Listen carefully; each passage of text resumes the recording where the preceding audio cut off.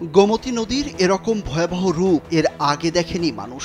বলা হচ্ছে ২৭ বছরের রেকর্ড ভেঙেছে গোমতী নদী। টানা বৃষ্টি আর ভারত থেকে নেমে আসা ঢলে স্মরণকালের সবচেয়ে ভয়াবহ বন্যার সম্মুখীন কুমিল্লা, ফেনী, নোয়াখালী সহ এই অঞ্চলের ১২টি জেলা।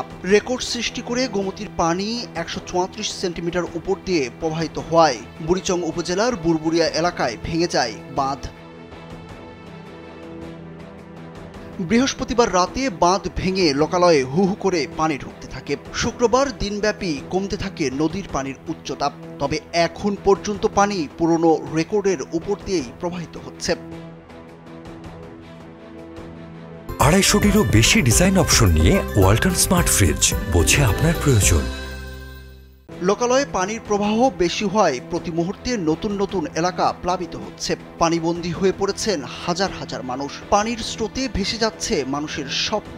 বসতি ছেড়ে মানুষ ছুটছেন আশ্রয় কেন্দ্রের দিকে। সময় যতই গড়াচ্ছে পরিস্থিতি ততই ভয়াবহ রূপ নিচ্ছে। পানিবন্দীদের উদ্ধারে ফায়ার সার্ভিস, বিভিন্ন রাজনৈতিক কর্মী সহ সামাজিক সংগঠন কাজ করছে। নতুন করে উপজেলার রাজাপুর ইউনিয়নের রাজাপুর গ্রাম, লরিবাগ, বারেশ্বর এবং শঙ্কুচাইল সহ বেশ কয়েকটি গ্রাম প্লাবিত হয়েছে। প্লাবিত হওয়ার ঝুঁকিতে আছে আরও আশপাশের কয়েকটি এলাকা। স্থানীয়রা জানান, বুরবুরিয়া এলাকার গোমতী বাঁধ ধসে পড়ার পর থেকে বুড়িচং ও ব্রাহ্মণপাড়া উপজেলার প্রায় ১.৫ লাখ মানুষ পানিবন্দী হয়ে পড়েছেন। প্রতিনিয়ত প্লাবিত হচ্ছে নতুন নতুন এলাকা। দিশেহারা হয়ে পড়েছে ২ উপজেলার মানুষ।